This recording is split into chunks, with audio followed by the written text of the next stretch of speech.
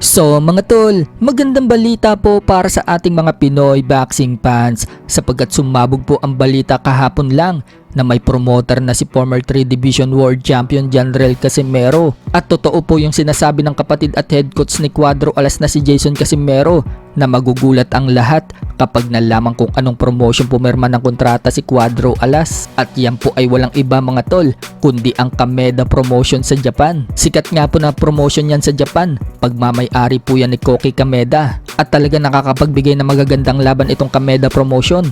Matatandaan na Kameda Promotion po ang nagkasasalaban ng Sigioka versus Taduran at Sigioka versus Melvin Jerusalem. At kung matatandaan mga tol, hawak na din ngayon ng Kameda Promotion ang future world champion natin dito sa Pinas na si Kenneth Luber. Bukod dyan mga tol, pagkakaalam din natin, hawak na din po ng Kameda Promotion itong former world champion na si Luis Neri. Kaya pwede din po maikasa ang Casimero versus Luis Neri kapag ginusto ng promotions. Kaya sa mga nagsasabing walang promoter si Casimero, yan na, may kumuha pa din po sa kanya. Bagamat nag-overweight po si Casimero sa huling laban niya, makikita mga tol na sobrang ganda ng pinakita niya. Tinapos lang po niya sa loob ng round 1 itong si Saul Sanchez. Kaya expected talaga mga tol na may kukuwang promoter kay Casimero. Agad-agad nga din po nag-post si Casimero mga tol nang sumabog ang balitang yan.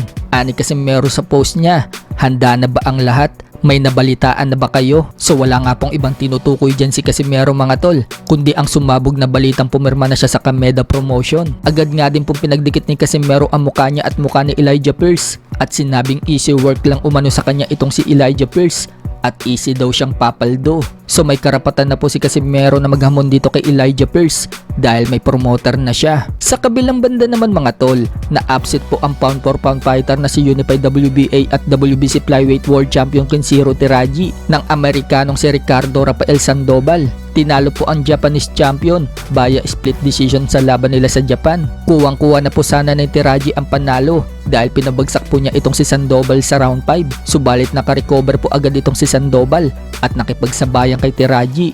Ang dami nga po malilinis na power shot ang tumatama kay Teraji hanggang matapos ang 12 rounds. Mapapansin nga mga tol na namaga talaga ang mukha ni Teraji. Talagang nabugbog siya kay Sandoval. Dahil sa panalo ni Sandoval, siya na po ngayon ang bagong Unified WBA at WBC Flyweight World Champion.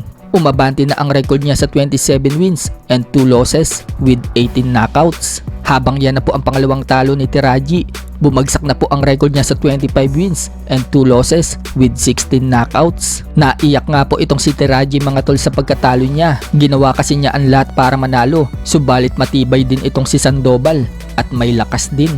Samantala, may bagong kampiyon naman po ang Japan sa WBA light flyweight. Yan po ay si Japanese Kyosuke Takami. Matapos po niyan tapusin sa round 10 ang kampiyon ng Dominican Republic na si Eric Mini Pacman Rosa, habang nananatili naman pong kampiyon sa WBA Bantam itong si Antonio Vargas. Matapos mag-draw ang laban nila ni former world champion Japanese Daigo Higa, parehas po silang bumagsak sa laban. Kaya ang hatol ng mga hurado, tabla sa score na 113 to 113.